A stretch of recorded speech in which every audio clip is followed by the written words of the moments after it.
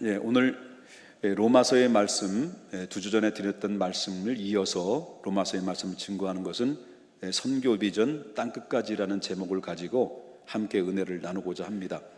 이 로마서의 말씀이 이제 막바지가 접어듭니다. 막바지에 접어들면서 우리가 들어야 될 가장 중요한 말씀은 선교에 관련된 이야기를 제가 드리려고 합니다. 그 옛날에 올림픽 금메달을 땄던 찰리 패덕이라는 사람이 있어요. 유명한 달리기 선수인데 이분이 이제 미국의 클레브란드라고 하는 고등학교에 들어가 가지고 강연을 한 적이 있었습니다. 이 강연을 하는 가운데 학생들에게 이렇게 말합니다. 혹시 여러분들 중에서 미래의 올림픽 챔피언이 나올 수도 있지 않겠는가? 우리 꿈을 가집시다라고 이렇게 강연을 했다라고 하는 거예요. 그리고 얼마 연설이 끝난 다음에 얼마 지나지 않아서 그 주변에서 맴돌면서 어슬렁어슬렁하는 아주 야위고 그다음에 껑충한 다리를 가지고 있는 흑인 한 아이가 그 찰리 패덕에게 찾아온 거예요. 그래서 그에게 찾아가서 저는 말합니다. 저는 꿈이 있습니다. 오늘 찰리 패덕 당신의 말을 듣고 나는 이제부터 꿈이 생겼습니다. 제가 앞으로 최고의 달리기 선수가 될 수 있도록 그 길이 내 길이란다면, 그 달리기 선수로서 최고의 자리로 오를 수만 있다면 나는 그 일에서 내 모든 것을 전부 다 바칠 것입니다 라고 이 찰리 패덕이라는 사람에게 이야기했다는 거예요. 이 찰리 패덕이 그 말을 듣고 참 잘했다, 너무너무 훌륭하다, 그 훌륭한 생각이다 라고 하면서 칭찬을 하면서 자네가 분명히 할 수 있네, 목표를 분명히 삼고 자네가 가진 모든 것을 그것에 다 쏟아붓을 수만 있다면 반드시 자네는 해낼 수가 있다. 용기를 가지고 열심히 달려봐라 라고 힘을 북돋아 줬다라고 하는 거예요. 자, 흑인 아이는 그 찰리 패덕의 그 말 한마디에 가슴을 담아서, 그 말 한마디에 가슴에 담아서 그는 열심히 그 이후로부터 달리기 시작했다는 거예요. 정신없이 달렸다는 거예요. 그리고 난 다음에 1936년도 메넨 올림픽에 흑인 아이가, 그 찰리 패덕을 만났던 흑인 아이가 세계 신기록을 내요. 금메달을 땁니다. 그리고 바로 그 사람이 누구냐면 제시 오웬즈라는 사람입니다. 그 제시 오웬즈라는 사람이, 이 흑인 아이가 금메달을 따고 나서 고향으로 방문해요. 고향을 방문해서 고향 사람들이 열렬히 막 환영을 하죠. 환영하는 가는 가운데서 또 자기 같은 사람이 껑충한 다리를 가지고 있는 흑인 아이가 자기에게 다가온 거예요. 그 틈을 헤치고 들어오면서 그 한 소년이 바로 오웬즈에게 이런 이야기를 했다는 거죠. 파리가 하나 날라와가지고 하나 잡았습니다. 그냥 갔습니다. 어디까지 얘기했죠? 파리 하나가 날라왔다는 걸. 그 오웬즈가 그 자기 같은 똑같은 한 청년이, 어린 소년이 자기 찾아와서 저도 언젠가는 올림픽 출전해서 금메달 따고 싶어요 했다는 거예요. 그래서 그 오웬즈는 옛날에 자기가 꿈과 희망과 용기를 패덕이라는 사람을 통해서 얻었던 것처럼 똑같이 그 소년을 꼭 붙잡고, 얘야, 큰 꿈을 가져라. 그리고 내가 가진 모든 것을 다 쏟아부어라. 이렇게 얘기해 줬습니다. 그 제시 오웬즈는 그 흑인 아이에게 따뜻한 말 한마디를 전해줬는데, 그 흑인 아이도 가난하고 헐벗고 자랐던 아이인데, 흑인 아이도 그 제시 오웬즈가 찰리 패덕이라는 사람을 통해서 힘을 얻고 용기를 얻었던 것처럼 이 소년이 바로 제시 오웬즈를 통해서 또 힘을 얻은 거예요. 그래가지고 이 소년이 정확하게 오웬즈의 말을 듣고 그 이후에 12년이 지난 후에 1948년도 그 런던 올림픽에 또 금메달을 따게 돼요. 금메달을 따는데 이 사람이 바로 뭐냐면 헬리스 달라스라는 사람인데 금메달을 땁니다. 그래서 어떤 분들이 말하기를 가장 문제 중에 문제는 뭐냐, 이 말을 통해서 느끼는 것이 바로 뭐냐면, 문제 중에 문제는 바로 뭐냐면 사람들이 꿈이 없이 살아간다는 거예요. 비전이 없이 살아간다는 게 문제라는 거예요.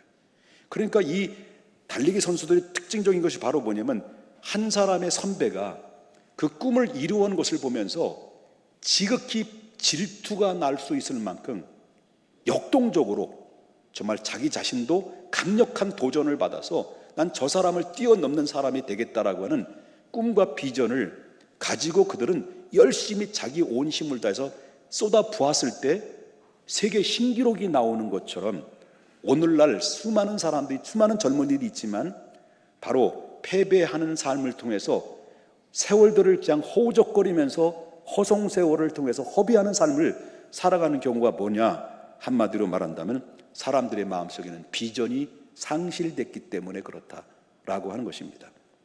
어떻게 잘 되겠지?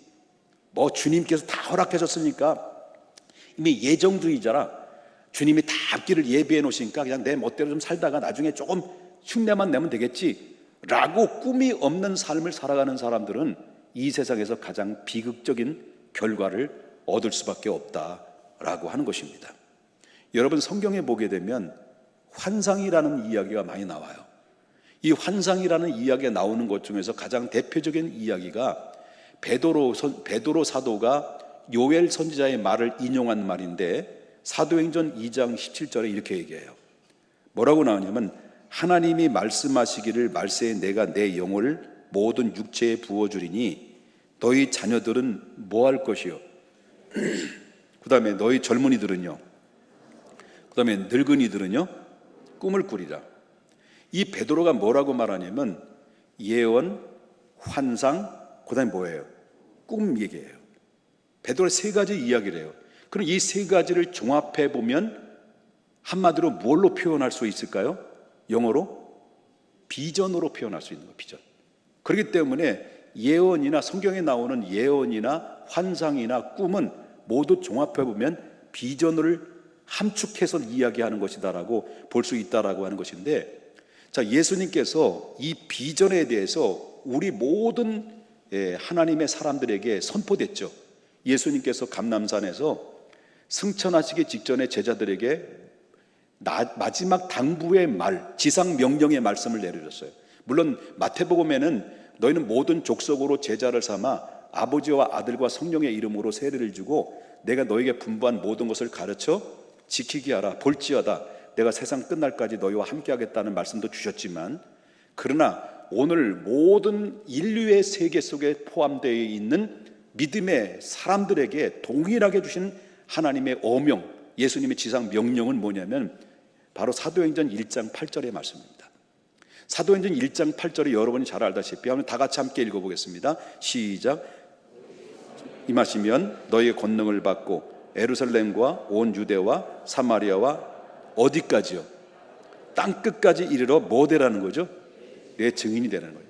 이것은 이 지구촌 안에 살고 있는 예수 믿고 성령 받은 모든 성도들은 바로 이 지상 명령에 다 포함되어 있고 여러분들도 저도 다 포함되어 있다는 말씀을 이야기할 수 있다라고 하는 것입니다. 그래서 사도 바울이라는 이 사람은 바로 예수님이 이 지상 명령 앞에 가장 모범적으로 실천하고 그리고 마무리를 깔끔하게 마무리를 하고 하나님 앞에 부름받은 사람은 사도 바울 같은 사람이 없습니다. 이 사도 바울은 그가 갖고 있었던 비전이 어떤 비전이냐라고 말씀을 드린다고 한다면 그는 땅끝까지 비전이었답니다. 땅끝까지 비전인데 그 비전은 어떤 비전이냐면 하나님의 지상 명령인 선교의 비전이라는 것을 이야기했다라고 하는 것입니다. 여러분, 세계에는 역사 속에서 위대한 정복자들이 많이 나왔죠. 알렉산더 대왕, 헬라 제국을 일으켰던 알렉산더 대왕, 그 다음에 징기스칸, 그 다음에 또 뭐 나폴레옹, 히틀러, 이런 세계 정복자들은요 모든 정복을 무엇으로 했습니까? 무력으로 한 겁니다.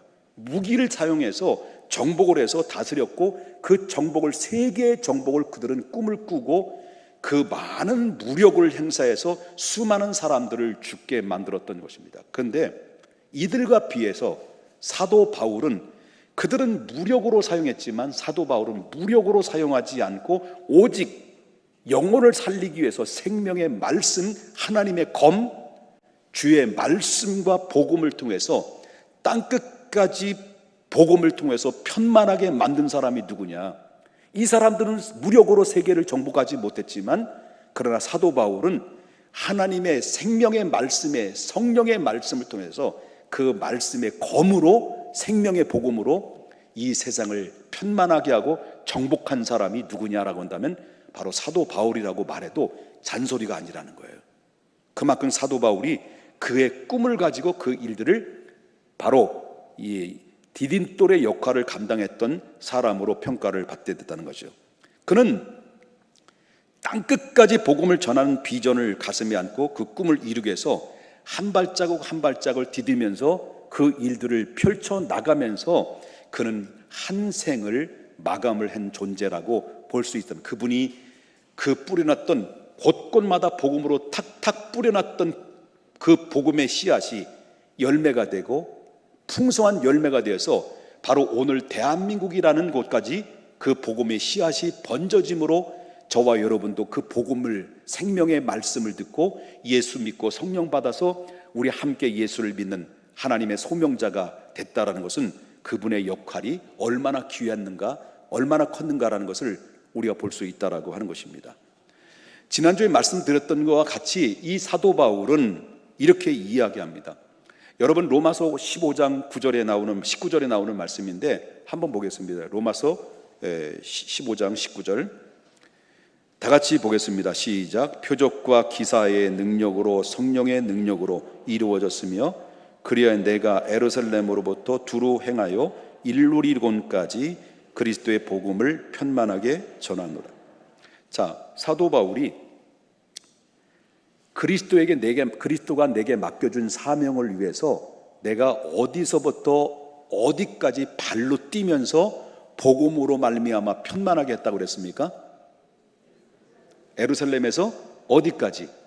일루리곤까지 발로 뛰면서 일생 동안 나이가 저녁 노을이 될 때까지 그는 정신없이 달리면서 바로 일루리곤까지 더 이상 복음이 들어가지 않을 만큼 복음을 전하는 일에 편만하게 했다라고 한다는 거죠. 지금 나이가 꽤 많이 들었어요. 그렇다면 자, 예루살렘으로부터 일루리곤까지 복음을 편만하게 할 정도까지 됐다고 한다면 이 정도면 충분히 할 만큼 한 거 아니냐는 거예요. 그죠? 할 만큼 한 거예요. 그러나 바울은 여기에서 멈추지 않고 어디를 기어이 가려고 했던 거예요? 자, 보십시다.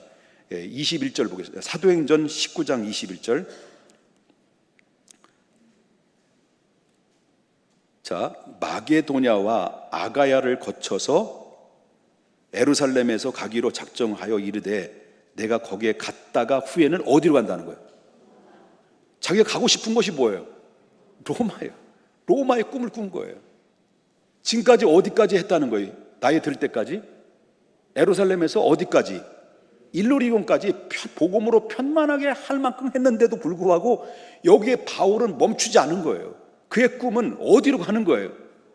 바로 예루살렘에 다시 갔다가 마지막에 로마로 들어가는 것을 기어이 들어가고자 하는 그 열정과 가슴의 불을 꺼트리지 않고 활활 타오르는 바울의 선교의 뜨거운 가슴을 여기서 엿볼 수가 있다라고 하는 것입니다. 그래서 그 꿈대로 결국 어디로 가요?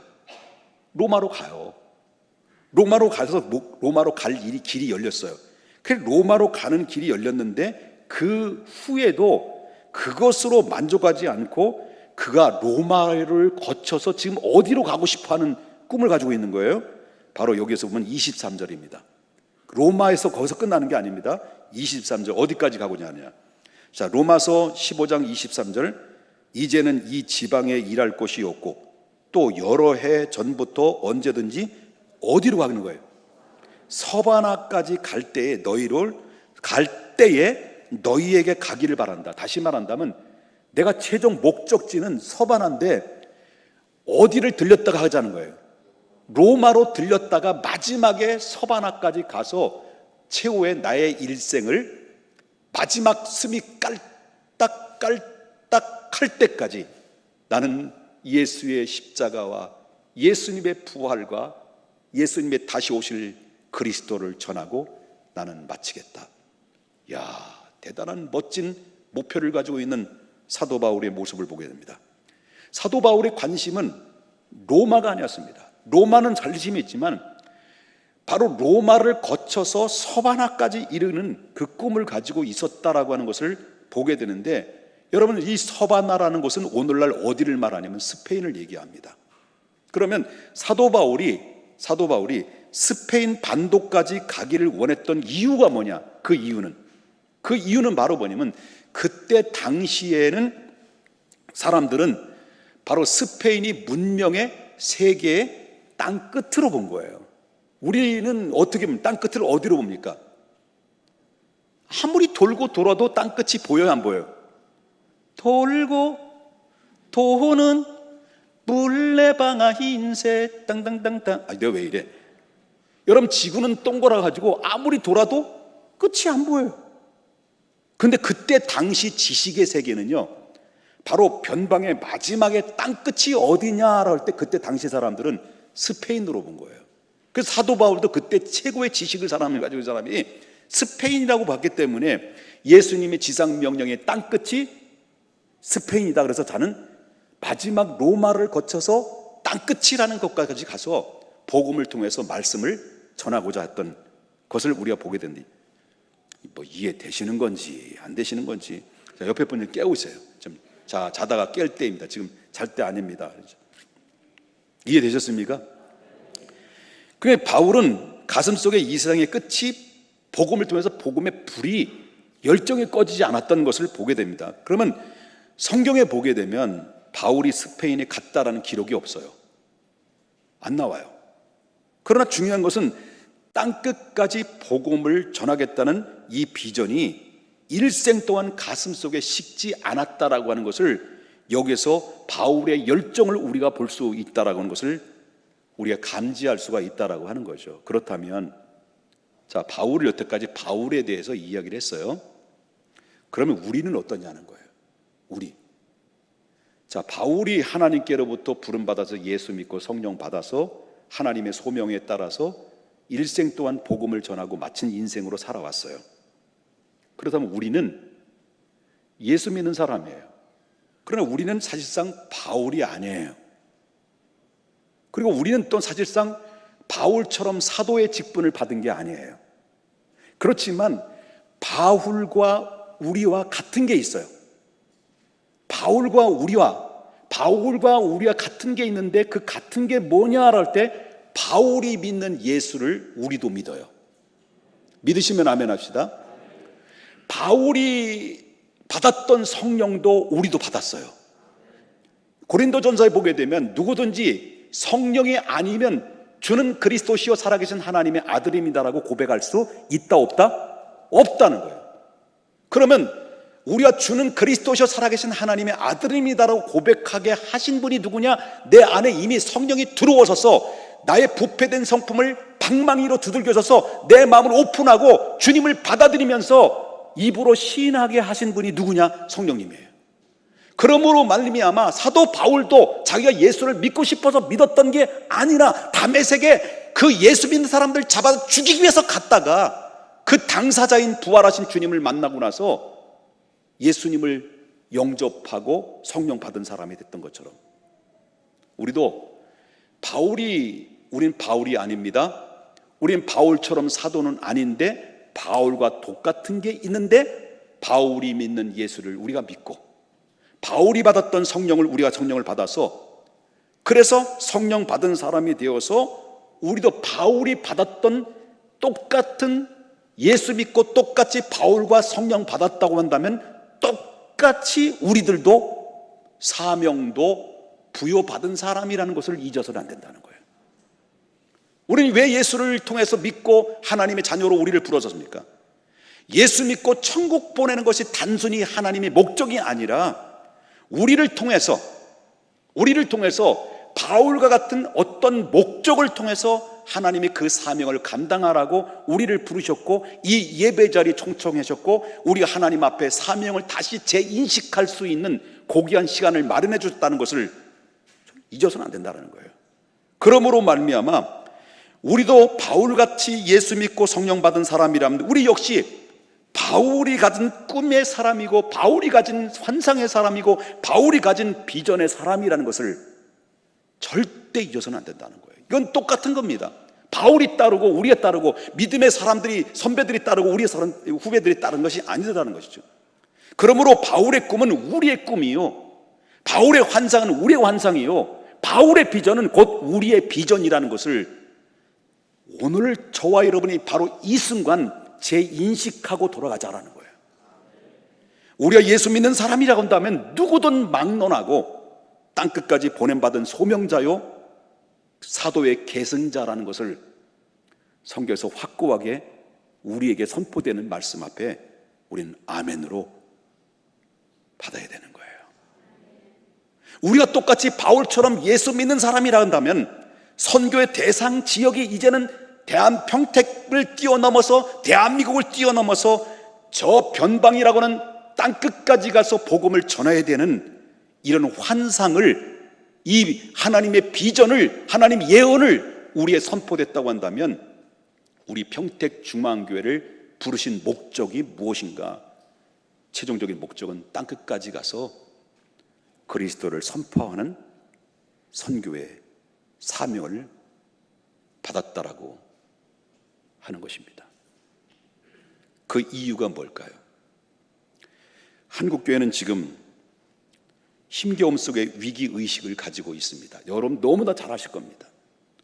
왜 이 한국교회가 이렇게 위기의식을 가지고 있고 점점 한국교회가 자기 사명을 잃어버리고 빛을 잃어버리고 사람들로부터 지탄의 대상이 되고 있고, 그리고 또 해체의 위기까지 이루어지게 되고 코로나 발생 때문에 더욱더 사람들로부터 외면을 당하는 이유가 뭘까요?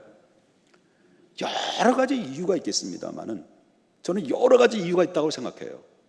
그리고 우리 믿음의 한국교회도 세상 사람이 그렇게 이야기를 할 때 억울한 면도 있고 막 따지고 싶고 있고 뭐라고 또 변명도 하고 싶지만, 그럼에도 불구하고 한국교회가 이런 어려운 상황의 코너 속에 정말로 많은 헤어나지 못하는 가운데 있었던 위기 중에 하나가 있다고 한다면 한국교회가 본질을 잃어버렸다는 거예요.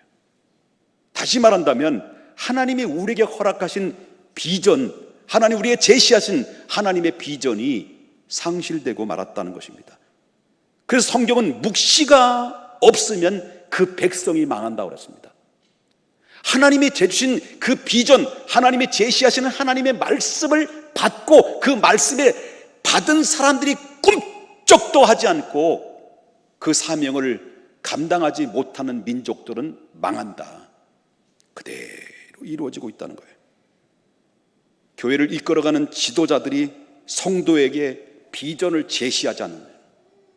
하나님의 꿈은, 하나님의 소원은, 하나님의 우리를 향해서 주신 하나님의 소원과 사명은 우리들만 예수 믿고 구원받아서 복받는 것이 아니라 저 땅끝까지 가서 예수 그리스도의 구석구석마다 찾아가서 하나님의 생명의 복음을 전해서 저들이 예수 믿고 온 백성 열방이 다 주님 앞에 돌아와 다 구원받는 백성 이방인의 수가 다 채워지기까지 너희들은 그 사명을 감당하라고 주셨던 그 사명을 성도들에게 제시하지 않는 지도자는 하나님이 기뻐하지 않는 것이다라는 거죠. 미안해요. 화난 거 아니에요. 가슴이 뜨거워져서 그래요. 그렇다고 덜덜이 하잖아요.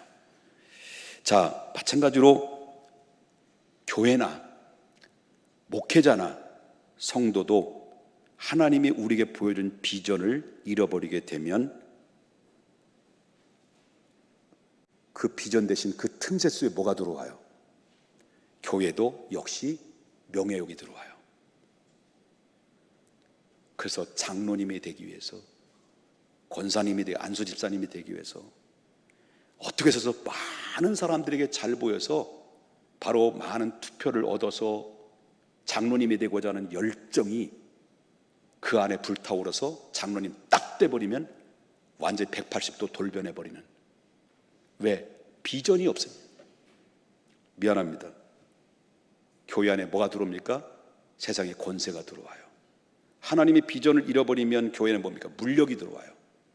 교회 헌금 가지고 하나님이 기뻐하시는 일에 사용하지 않고 땅 사고 교회 짓고 이런 문제만이 거기에 몰두하다 보니까 영혼 살리는 구원의 사역에 사람들은 기능을 잃어버리고 온갖 인간의 욕심이 그 안에 다 들어와서 교회를 완전히 엉망진창으로 만들어서 분열의 분열 속에 다툼과 허영으로 이렇게 타락하는 모습들을 얼마든지 찾아볼 수가 있다라고 하는 것입니다. 이유가 뭘까요? 본질을 잃어버려서입니다. 교회가 해야 될 본질을 잃어버려서 그렇습니다. 잃어버린 것이 뭡니까? 비전을 잃어버린 순간 사람들은 타락할 수밖에 없습니다. 요즘 그래요.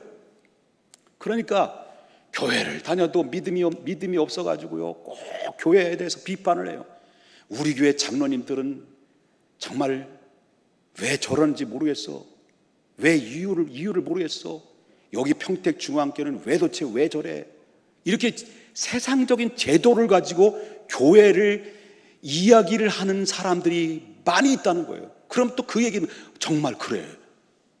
아니, 들어야 될 하나님의 말씀을 안 듣고 세상적인 이야기를 자꾸 귀를 기울이다 보니까 내가 하나님을 바라보는 믿음도 다 상실되고 나도 똑같이 돼버릴 일들이 얼마나. 제발 세상의 제도로 교회를 맞춰서 이야기하지 말라는 거예요.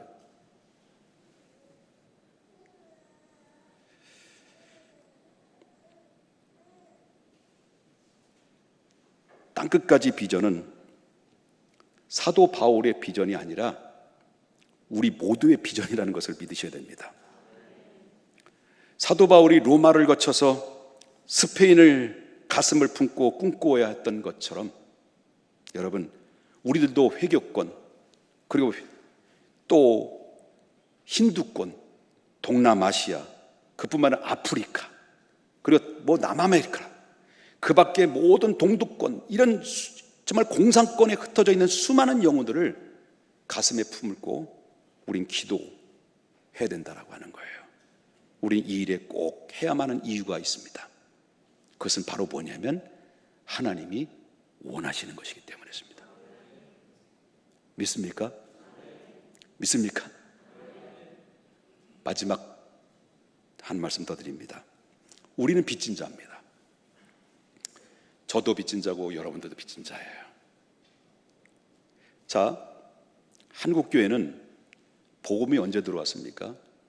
영국과 미국의 교회가 이 조선 땅이라는 전혀 변방의 나라, 말하자면 이 넓은 그 대국에서 달랑달랑 달려있는 조그만 나라에서 어떤 사람이 그 조그만 나라의 조선 땅에 대해서 관심을 갖기 시작하면서 그 미국의 교회들, 영국의 교회들이 이 조선 땅을 위해서 지금으로부터 140년 전에, 약 140년 전에 기도하기 시작합니다. 불과 140년 전에 영국의 선교사인 토마스 선교사를 영국에서 조선 땅으로 파송을 해요. 대동강에 거슬러 올라오다가 이 토마스의 20대 젊은 나이의 선교사가 조선 땅을 밟아보지도 못하고 그냥 순교를 당해버려요. 그리고 나서 그 이후에 미국에서 보내지는 언더우드와 아펜젤라라고 하는 젊은 20대의 젊은이가 대한민국, 다시 말하는 조선 땅을 위해서 하나님 앞에 기도하고 있다가 그 유명한 선교사들이죠.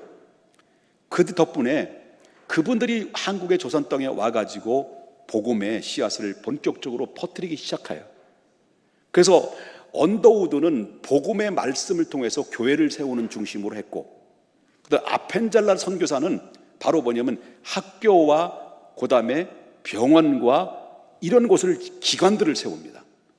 그렇게 하면서 결국 복음을 똑똑 지역마다 떨어뜨리기 시작하면서 하나님의 부흥이 일어나기 시작하는데, 정말 숨이 막혀서 살 수 없을 정도로 폐쇄된 이 구한말의 이 시대 속에 주님이 그들에게 마음에 거룩한 부담을 주셔서 비록 한국 땅에 들어와서 20대의 젊은 나이에 엘리트 코스를 밟았던 이 지식의 계통의 사람들이 바로 대한민국의 평택이래요. 조선 땅을 위해서 기도하면서 그들이 헌신으로 뿌려놓기 시작합니다. 선교사들은 이 두 사람의 선교사를 보내기 위해서 미국과 영국의 교회들이 얼마나 많이 기도했습니까? 선교사를 보내는 가운데 기도하면서, 그리고 그들은 헌금을 모아서 하나님 앞에 드립니다. 그래서 한국에 투자를 합니다. 한국에서 교회를 세우고 학교를 세우고 그 다음에 병원을 세우고, 우리 교회에서 필리핀에 학교를 세우고 교회를 세우고, 그리고 또한 동남아의 여러 지역에서 선교하는 것처럼 이렇게 했다는 거예요. 그들에게 값을 따질 수 없는 신령한 빚을 졌죠. 그래서 결국 오늘날 140년 만에 세계 유일무이하게 한국교회는 부흥되었고,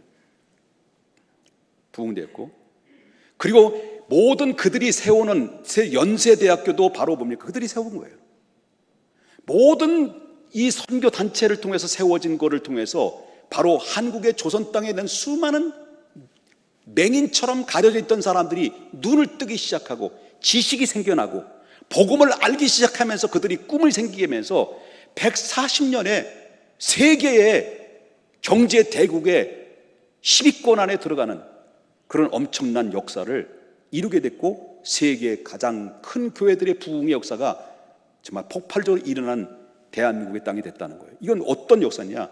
그들이 한 알이 밀알이 땅에 떨어진 그 충만한 열매가 우리 대한민국에 이룬 놀라운 결실의 열매다라고 볼 수가 있다라고 하는 것이죠. 그 덕분에 그들이 복음을 전하지 않았으면 어쩌면 우리 복음을 듣지 못하고 예수를 믿지 못했을 것입니다. 그러므로 우린 빚진 자입니다. 복음을 듣지 못한 그들의 영혼을 위해서 이제부터는 우리 차례라는 겁니다. 그들이 우리에서 많은 것을 공급해 줬다면, 우리가 그들로 인해서 많은 복을 받았고 예수 믿어서 하나님의 자녀가 됐다고 한다면, 이제부터는 우리 차례, 우리가 해야 될 차례라는 거죠. 그래서 세계에서 이제는 대한민국이 선교사를 두 번째로 파송하는 나라가 됐어요. 이럴 때는 박수를 쳐도 참 좋겠다, 그런 생각이 듭니다. 그래서 우리 중앙교회도 하나님의 사명을 순종하기 위해서 선교사 파송을, 하상일 선교사님, 이세희 선교사님을 파송했습니다. 자녀들까지 지금 지금 준비하고 있습니다만은, 우리 이렇게 잘 들어야 될 부분이 뭐냐? 우리나라 이렇게 경제적으로 성장한 거에 대해서 우리는 영적으로 분별을 가져야 됩니다. 우리가 경제적인 축복을 받았다라고 하는 것은 그만큼 바로 뭐냐면, 경제적인 복을 받았다는 것은 그 경제적인 복을 통해서 누리라는 것이 아니라 그것을 통해서 영혼을 살려내라고 하는 하나님의 어명이라는 것을 잊어서는 안 된다라는 겁니다. 우린 돈이 필요합니다.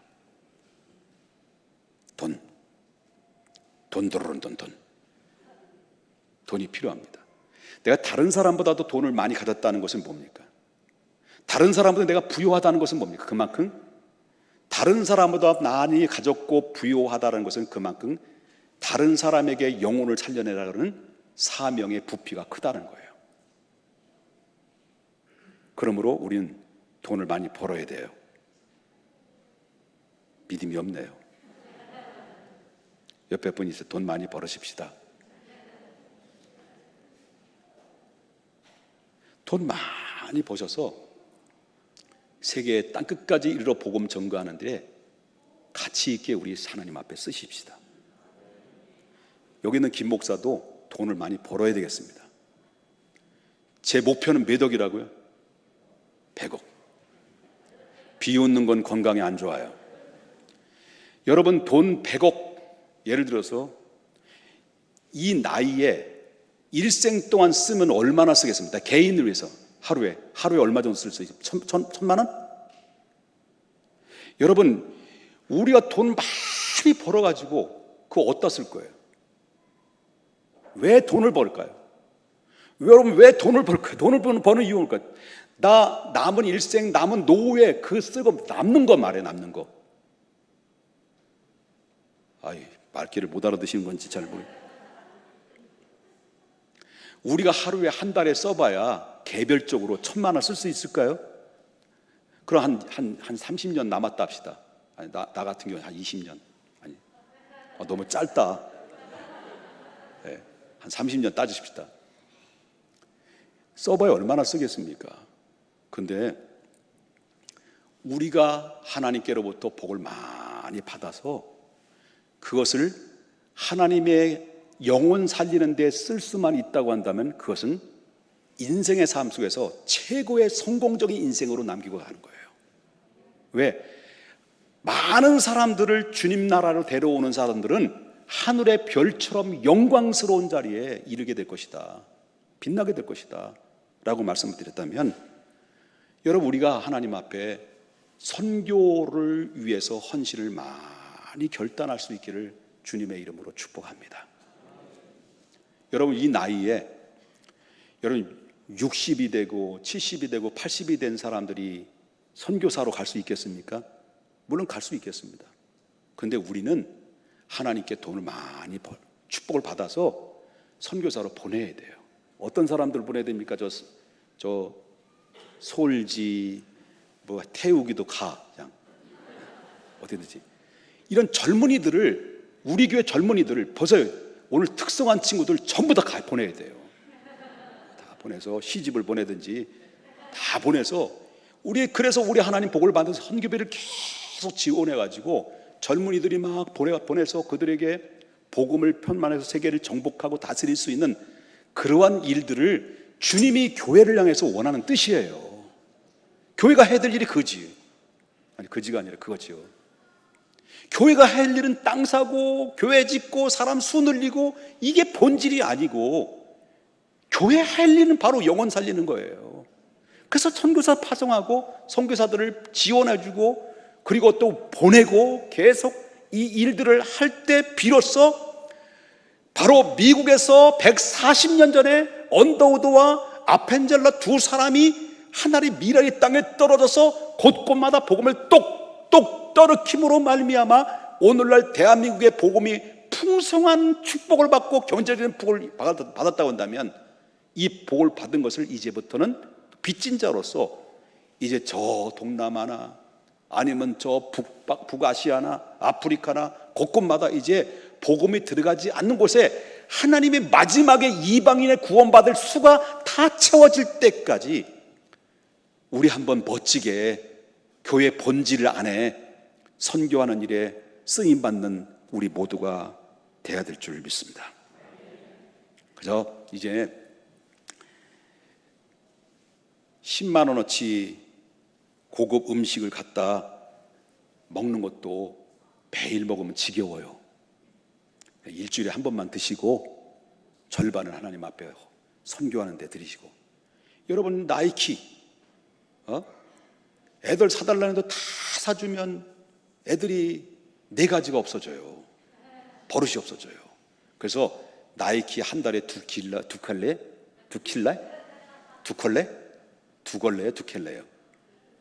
사는 걸 절반 딱 줄여가지고 하나님 앞에 드려요. 그리고 선교사에, 선교 비용에 하나님 앞에 투자할 때, 여러분 그것이 나이키 신발 하나가 만양족 2마을을 하루를 먹여 살릴 수 있어요. 그러니까 우리 아껴야 돼요. 그래서 하나님 앞에 돈 많이 버셔서 내가 쓸 만큼 딱 남겨놓고 그리고 헌신 많이 하셔서 하나님이 영혼 살리는데 그 목적으로 살아가면 하나님이 여러분 축복하지 않으려고 해도 하나님이 축복하실 수밖에 없는 거예요. 이런 영적인 원리 안에서 우리 복을 다 누리며 마지막 주님 앞에 설 때까지 그런 영광으로 쓰임받을 수 있는 우리 모두가 될 수 있기를 주님의 이름으로 축원합니다.